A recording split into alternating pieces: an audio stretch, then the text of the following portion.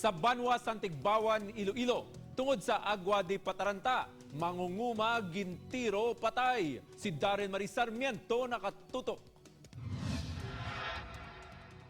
Gindeklara nga dead on arrival ang 35 anyos nga mangunguma nga si Pedro Celestial sang Barangay Buyuan, Tigbawan, Iloilo. Sandig sa investigasyon sang kapulisan, ang inom-inom nagresulta sa pagbinaisay kag ang mangunguma nga biktima wala gid nagpasaway. Nag-warning shot ang suspek.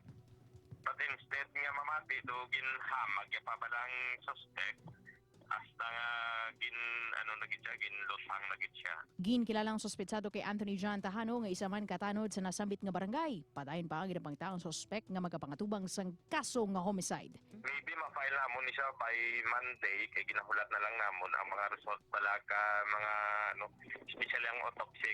Patal nga pila sa nagkalailain nga bahin sang lawas ang angkon sang biktima tugas sang pagpanglutang gamit sang caliber 9mm pistol. Upod kay Hans Desierto, Darren Marie Sarmiento, 1 Western Visayas.